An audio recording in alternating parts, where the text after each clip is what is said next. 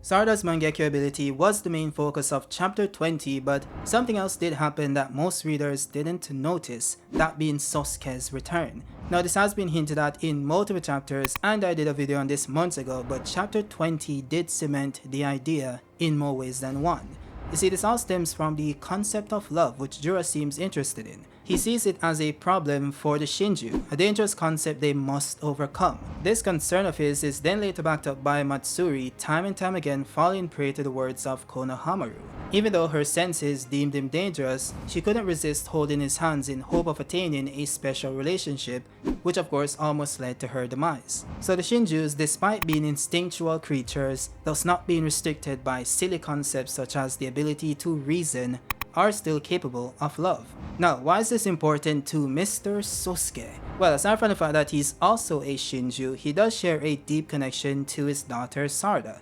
A connection so deep that he fought against an Otsutsuki god-tier level genjutsu that mind-wiped the entire universe. And yes, I mean universe since it also affected code in the 10th house dimension. So Sasuke's love for Sarada and his understanding of what intense level of emotional instability is needed to awaken the Mangekyo was enough for him to go against what he deemed to be reality. And this once again goes back to Jura's thoughts on love. It is a concept void of logic, which causes humans to make irrational decisions based on emotions. So if Hidari faces Sarada once again, who now has the Mangekyo that caused Sasuke to not trust his own mind, what happens then? Well, we have two options. Either the consciousness Hidari is now hijacking fights its way to the surface, or Hidari finally realizes who Sarada is, the same way Matsuri did with Konohamaru. Either option leads to Sasuke's eventual return. It also makes perfect sense, given the fact that they need the Thorn Soul to revive Sasuke, which implies that his soul or consciousness is tied to it. Now there is more to it aside from the love aspect, such as the subtle hints that Hidari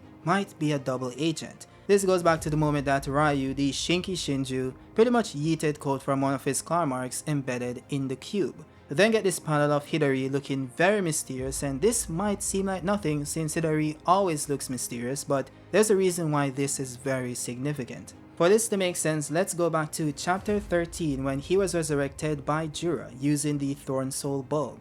The first thing Jura asked him was if there was any problems. He then replied saying, "Who knows? I can't tell." Jura then goes on to say that "I see. Seems you know that you are Hidari. Your identity appears to be strong and intact." Now at first this didn't seem like much since he's just confirming that Hidari's consciousness is intact. Then you get to chapter 15 where it does something similar to the Shinki Shinju. The first thing he did was to give him a name because he believes that it's necessary to establish his identity. Now this does make sense since he was just created, it's a new entity. This however falls apart when it comes to Hidari because why would Jura need to confirm that this revived version of Hidari is the same as it was before, even though it was Hidari's Thorn Soul bulb that created him? Well, that is likely because Jura has no idea what happens when a Shinju is destroyed and later reconstructed. As I mentioned in my prior video, this then opens up the possibility of one of three things. Either reviving the Shinju using the Thorn Soul bulb results in the resurgence of the consciousness that inhabited that specific Shinju. Or two, maybe this results in the creation of a new personality with fresh memories. Or three, it could also result in the body being hijacked by the person whose essence was used to create the Shinju in the first place. Now in this case, option 2 wouldn't make sense since the revived Shinju already said that he is the same as Hidari from before. So either he's telling the truth, which validates option 1, or maybe isn't, which validates option 3. Now there is option 3.5 where it does result in the body being hijacked by the person whose essence was used to create the Shinju, but it happens slowly over time. And even in the recent chapter, it shows that he's being very attentive to what Jura says and does, unlike the bug Shinju who doesn't care one bit. There's always these panels of him giving Jura the side eye with the 3 dots in his dialogue bubble. Why is that? What is the author trying to imply? Well, this somewhat reminded me of how Itachi was during his meeting with the Akatsuki. He was always quiet and observant and always had these moments of him side-eyeing the members of the Akatsuki, appearing very distant. Then it was later revealed, you guys know the story, it was a double agent, that was secretly spying on them while preventing them from attacking the village. So Kimoto might be drawing a parallel here where Sasuke is now the spy collecting info on the Shinju just as his brother did for the village, placing him somewhat in Itachi's shoes. Though not quite the same, since everyone knows Hidari isn't Sasuke.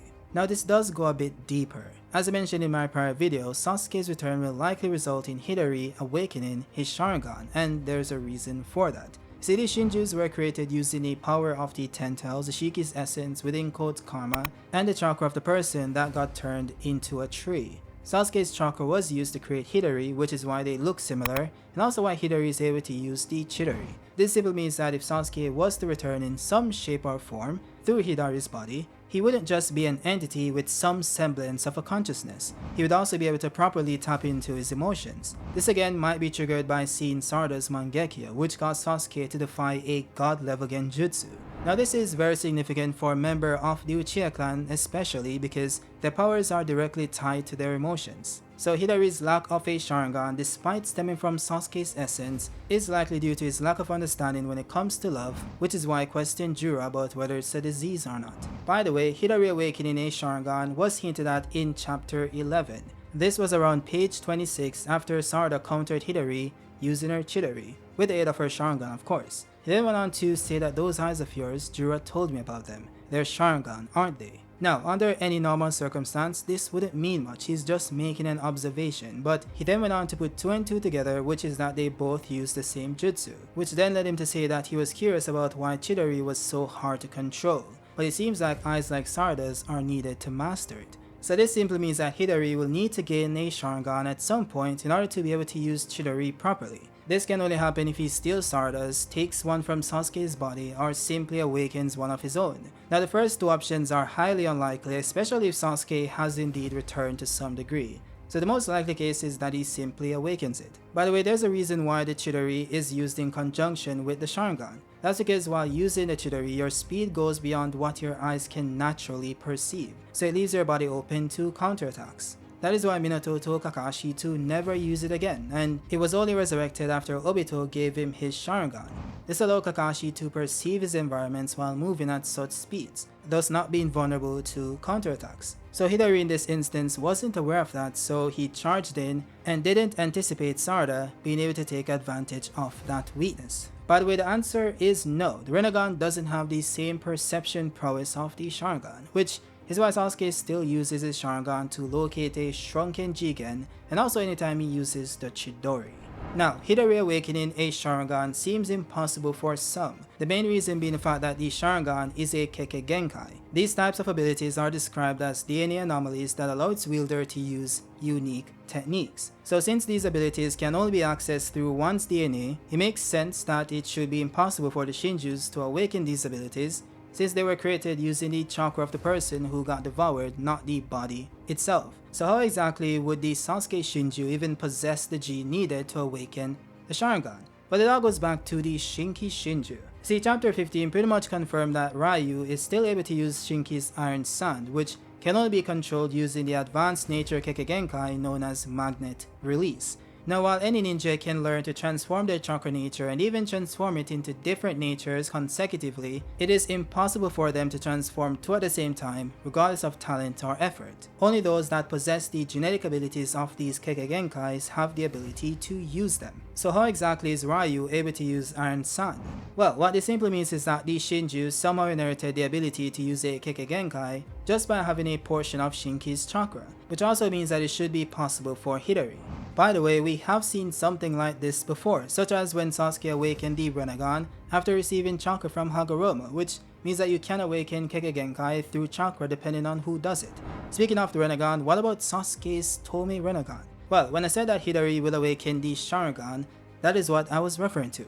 It would be a tad bit silly to downgrade his Rennegans or de-evolve his Rennegans into a normal Sharingan, or even to Sasuke's Mangekyo, which is also possible, when you can simply have both. Sasuke's Tomei Rinnegan is a Rinnegan that has the powers of his Sharingan, which is why it's able to use Amaterasu. So if Hidari's Chidori is incomplete and he needs the powers of the Sharingan to use it properly, all he needs is a Tomei Rinnegan, which is not only simply possible for him to attain, but also something the person he copied once possessed. So I can't see a moment, and I'm going into the storytelling mode here, where in the fight where Sarada is clashing with Hidari, and during the moment where he has her dead to rights and Jura tells him to end her life so he could truly overcome this disease called love or something, and suddenly he sheds a tear and the tomoes appear in his eyes, or his left eye to be specific, and Hidari then turns and stabs Jura with his newly mastered Chidori, and the chapter then ends with Jura being very pissed or angry, I don't know, something. Look, I'm a YouTuber, not a writer.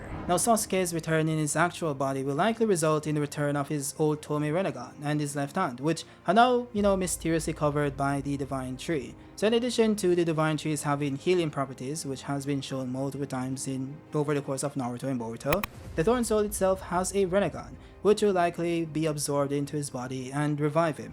This means that Sasuke will be getting a Renegon amp along with the powers of Hidari, which also resides in the bulb. So along with Naruto's next power, which I discussed in this video on screen somewhere, this will allow them to at least contend with some of the upcoming threats that will of course be stronger than the Shinjus. Now of course I could be wrong, but we'll see. With that said, that is it for the video. So comment your thoughts in the comment section, also drop a like if you like the video and subscribe if you're new. I'll see you guys on the next one. Peace.